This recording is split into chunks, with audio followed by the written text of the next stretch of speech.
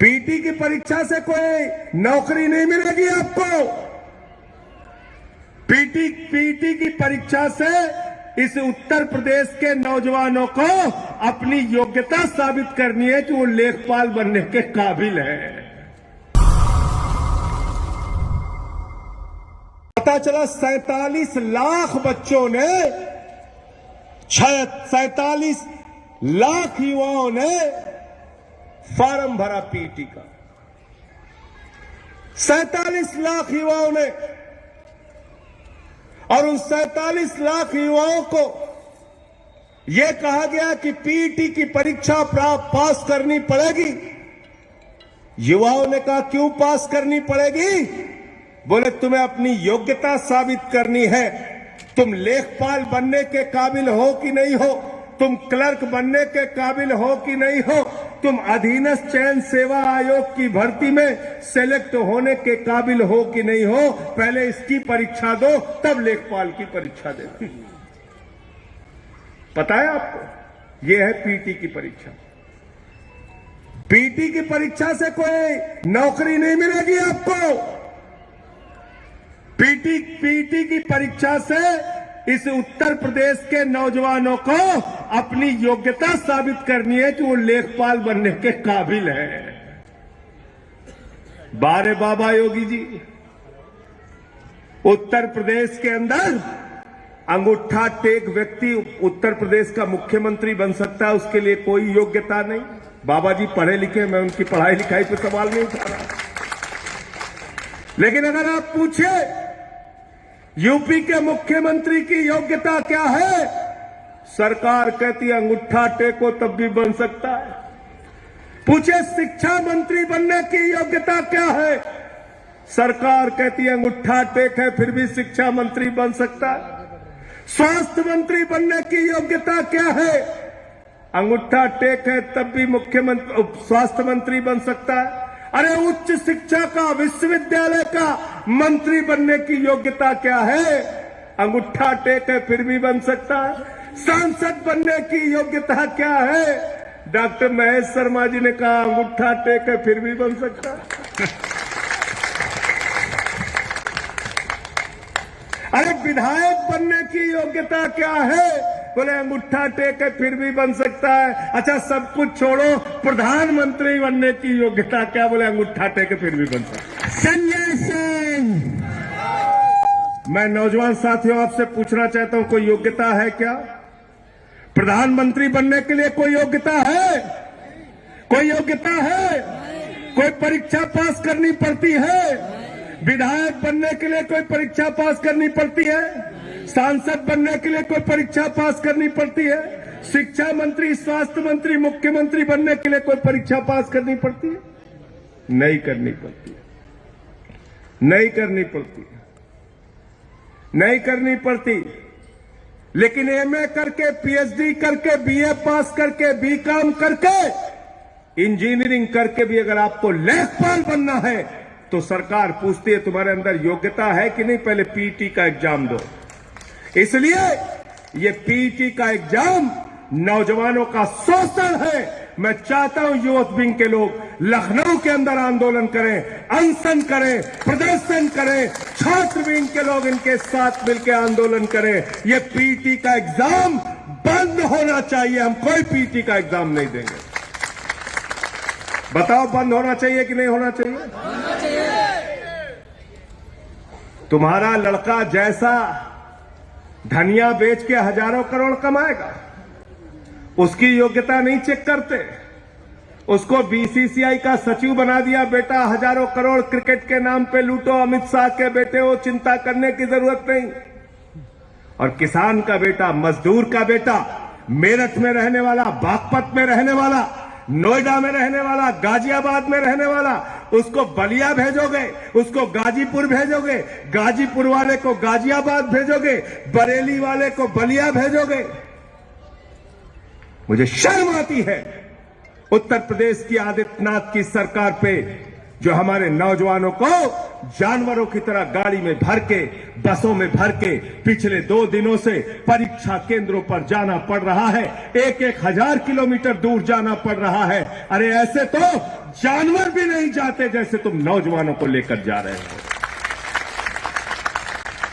आदित्यनाथ जी, मैं पूछना चाहता हूं, नरेंद्र मोदी की रैली होती है, खाने का पैकेट देते हो, बस का किराया देते हो, ट्रेन का किराया देते हो। रैली होती है तो 5 स्टार का स्वागत देते हो, लेकिन जब नौजवान अपनी एक छोटी सी नौकरी के लिए परीक्षा देने के लिए जाता है, और परीक्षा भी नौकरी के लिए नहीं, नौकरी के काबिल है कि नहीं है इसकी योग्यता की परीक्षा देने जाता है, तो उसका शोषण करते हो। 200 रुपए फार्म के ले लिए बाबा जी ने। सोचो 37 लाख बच्चों ने अगर 2,000 रुपए भी एवरेज खर्चा किया इस परीक्षा को देने के लिए, तो करीब करीब 740 करोड़ रुपए इस उत्तर प्रदेश के नौजवानों का लूट लिया गया। कितना लूटा गया? 740 करोड़ रुपए लूट लिया गया, दिन दहाड़े डकैती। लेकिन भाजपाइयों के पास जब इनसे आप सवाल पूछे, नौजवानों को रोजगार दे दो, आत्महत्या कर रहे, सरकार कहती है पैसा नहीं है। किसान को फसल का दाम दे दो, आंदोलन कर रहे, सरकार कहती है पैसा नहीं है। अरे जमीन का मुआवजा दे दो, आत्महत्या कर रहे हैं, सरकार कहती है पैसा नहीं है। महंगाई बहुत बढ़ गई, महंगाई कम कर दो, सरकार कहती है पैसा नहीं है।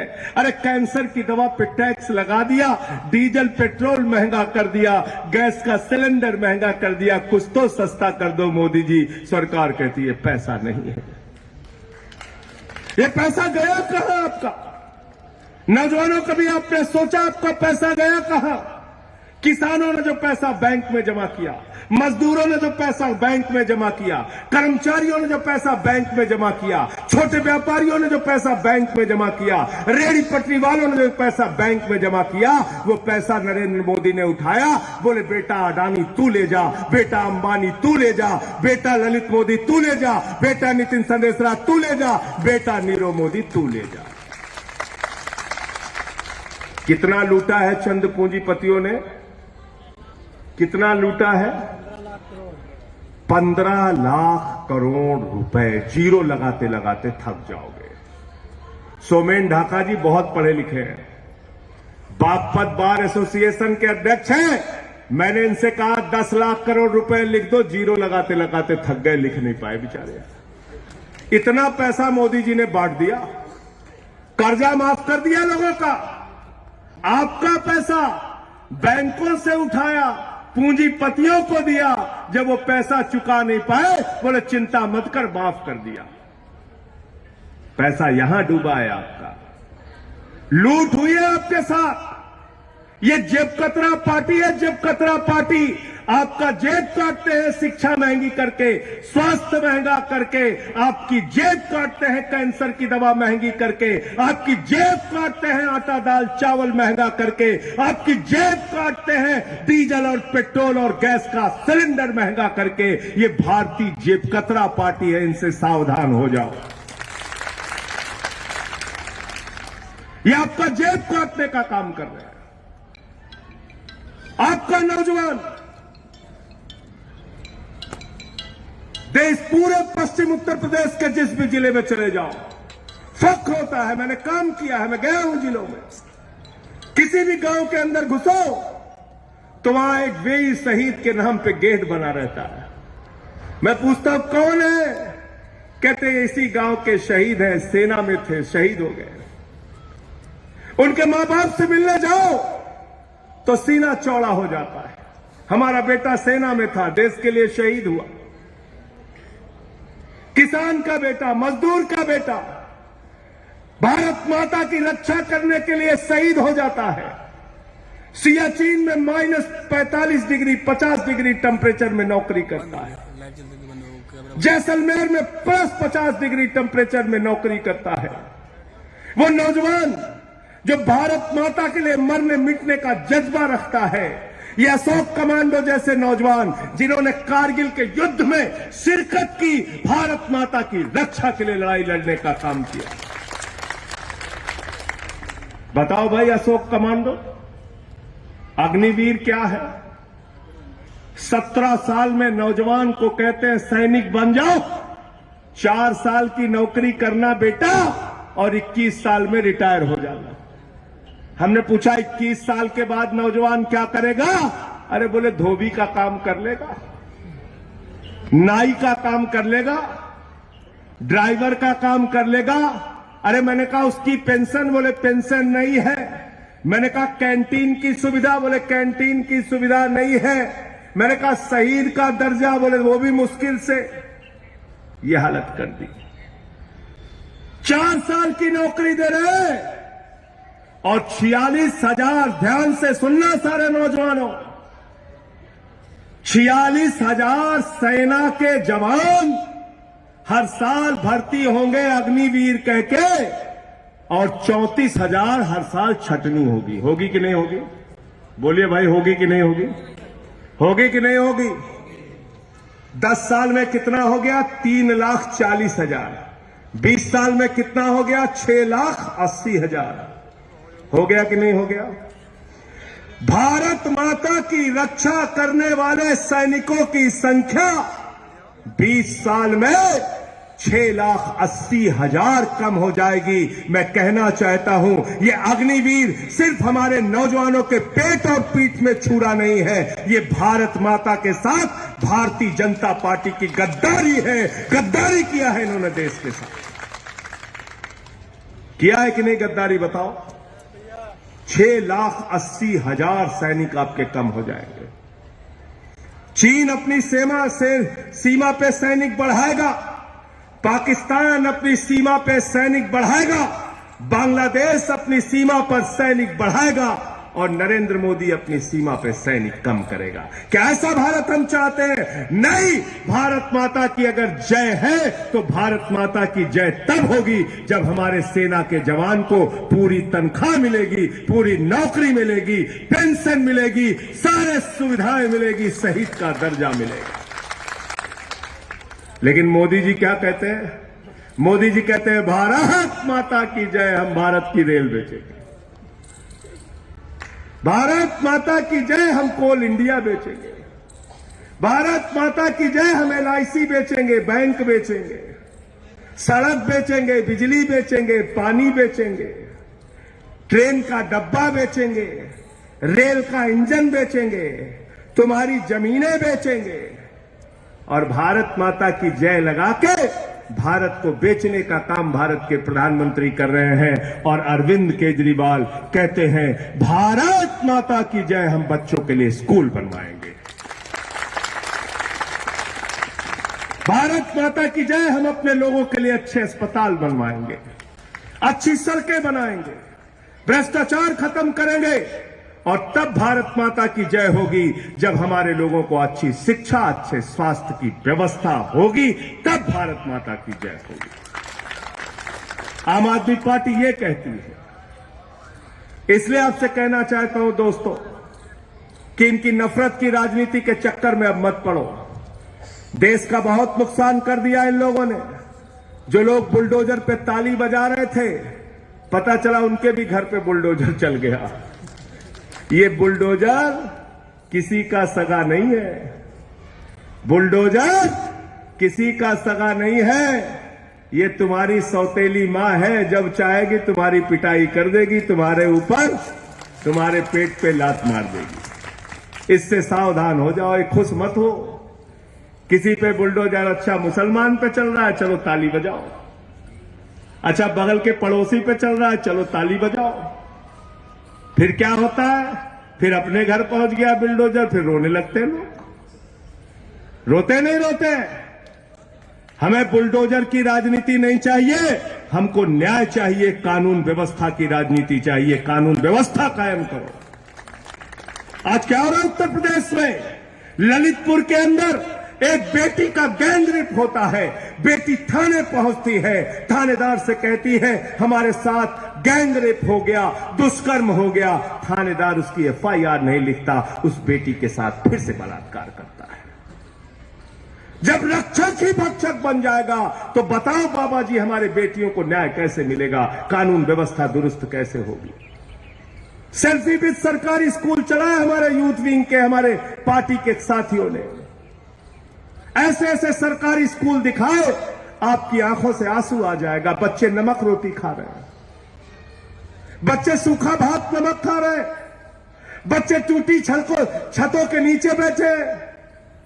अभी अलीगढ़ के अंदर छत गिर गई बच्चों के ऊपर, 5 बच्चे घायल हैं, 2 के पैर टूट गए। जागिए साथियों, जागिए, इस नफरत की राजनीति से आगे निकल के आइए, बाहर निकल के आइए।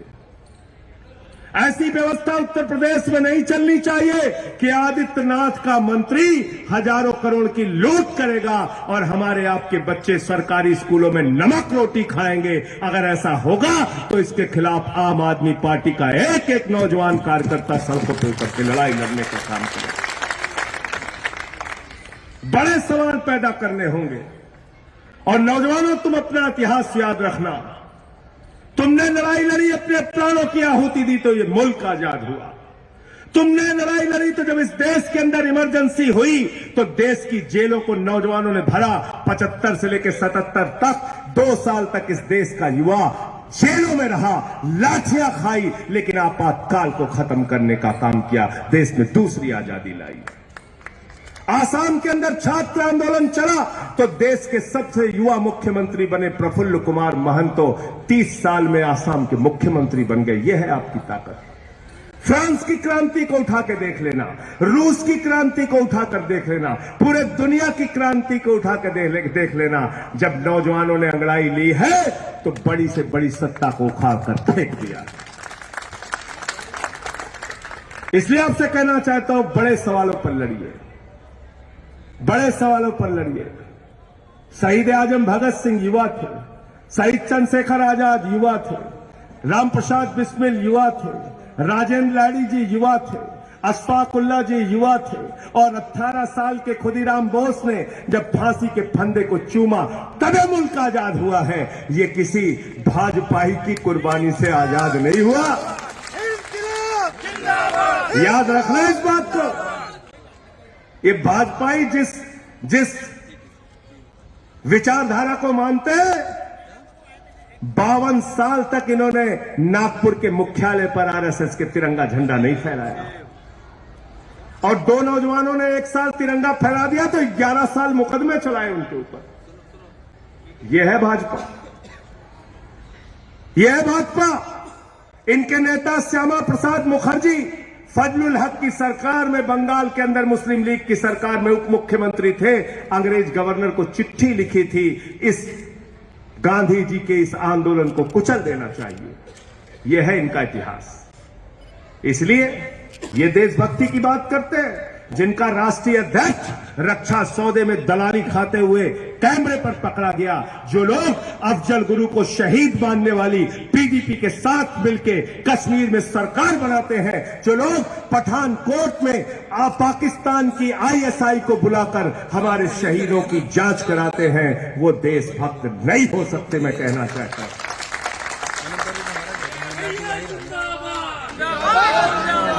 ये देश को बेचने वाले लोग हैं। ठीका सोमेन ढाका ने रेल सेल पूरा देश बेच रहे हैं।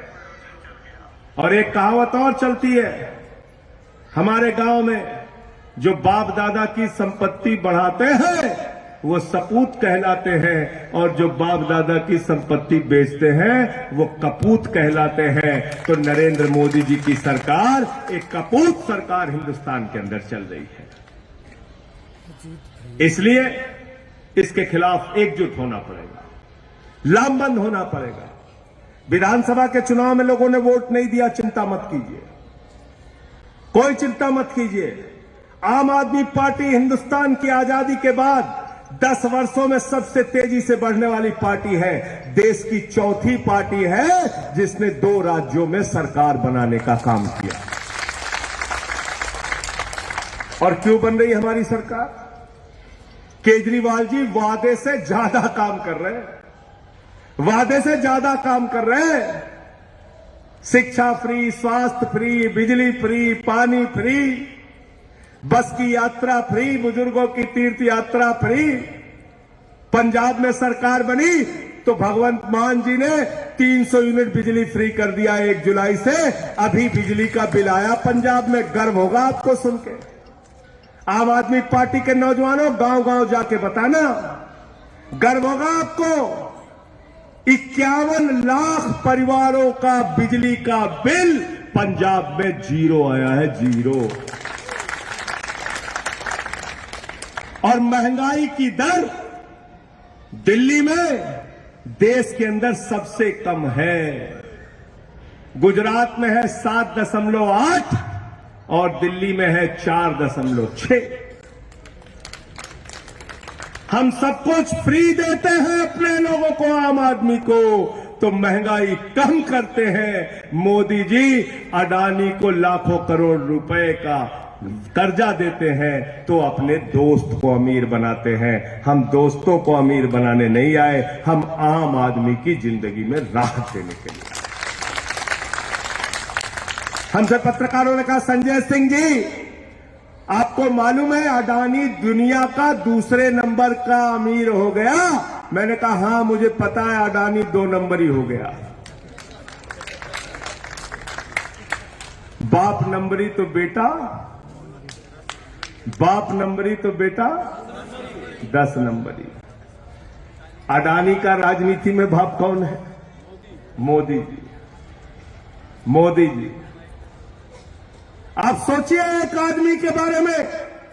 2014 में उसकी संपत्ति थी 37,000 करोड़, 2018 में उसकी संपत्ति थी 59,000 करोड़, 2020 में उसकी संपत्ति हुई 2.5 लाख करोड़। और जब कोरोना में पूरा हिंदुस्तान, पूरी दुनिया मर रही थी, लाशें बिछी हुई थी शमशानों में, उन 2 सालों में अडानी की संपत्ति हो गई 13.5 लाख करोड़ रुपए। कितनी हो गई? 13.5 लाख करोड़। 13.5 लाख करोड़। और सभाजीत सिंह से मैंने पूछा आज गाड़ी में, मैंने कहा भैया बैंक का कर्जा कभी लियो? कहन हाँ पढ़ रहे थे तो ले कोशिश किए। हम कहे कितना? कहन 2.5 लाख। हम कहे मिल गवा? कहन चप्पल घिस गई, कर्जा नहीं मिला। कर्जा नहीं मिला इनको, 2.5 लाख रुपए का कर्जा नहीं मिला। मोदी के दोस्त अडानी, जिसके जहाज से मोदी जी घूमते हैं, उसको बैंक का कर्जा मिला है 2.5 लाख करोड़ रुपया। कितना? 2.5 लाख करोड़। और उसकी अकेले का कर्जा कितना माफ किया है? 72,000 करोड़ रुपए। 72,000 करोड़। ये ओमवीर जी बैठे हैं बागपत से, 72,000 रुपए माफ कर देंगे तुम्हारा बाबा जी? करेंगे?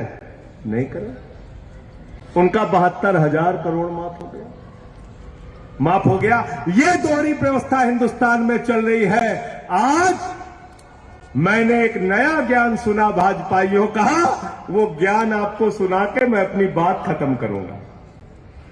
पहली बात तो हमारे नरेंद्र मोदी जी का, अगर झूठ बोलने के मामले में कंपटीशन हो जाए तो पूरे दुनिया में कोई उनसे जीत नहीं पाएगा। पूरे दुनिया में नंबर 1 के प्रधानमंत्री आएंगे हमारे प्रधानमंत्री मोदी जी।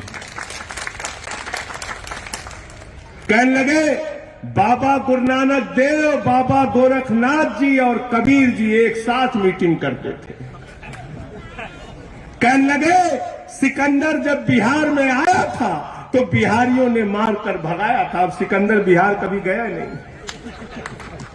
कहने लगे हमने 125 करोड़ लोगों को घर की चाबी बांट दी।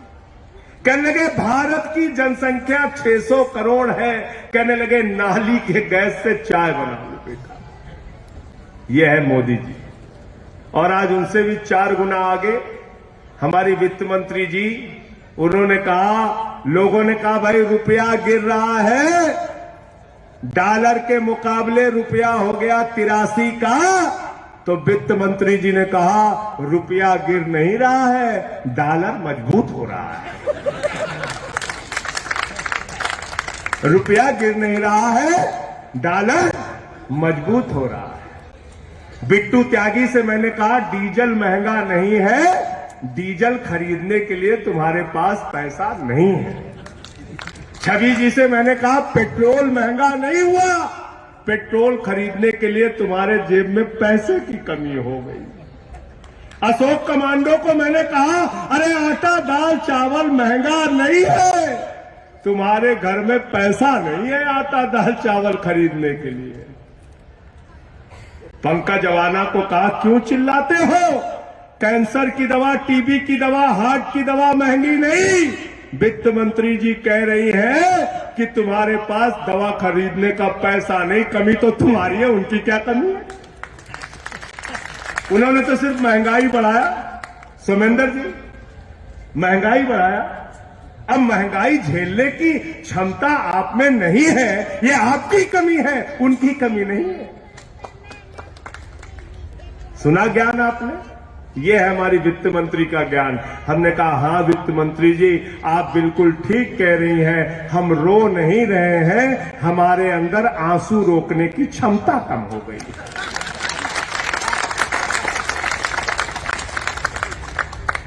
गलत तो नहीं कह रहा हूं, गलत तो नहीं कह रहा हूं। ऐसे ज्ञानियों से छुट्टी ले लो मेरे भाई, बर्बाद कर दिया देश को इन्होंने। 155 लाख करोड़ रुपए का कर्जा है हिंदुस्तान के ऊपर, 155 लाख करोड़ का। और इसके बाद भी अगर नौजवानों को गुस्सा नहीं आता, इसके बाद भी अगर इस देश के लोगों में नाराजगी नहीं होती, इसके बाद भी अगर किसान, महिलाएं, माताएं, बहनें, व्यापारी अगर इकट्ठा होकर इस सरकार की महंगाई और भ्रष्टाचार के खिलाफ, बेरोजगारी के खिलाफ, किसानों की बदहाली के खिलाफ आवाज नहीं उठाते, तो कमी हम में है, कमी उनके अंदर नहीं है। क्योंकि वो कह रहे हैं कि डॉलर मजबूत हुआ है, रुपया गिरा नहीं है। अगर इस तर्क से आप सहमत नहीं है तो आवाज उठाइए इनकी।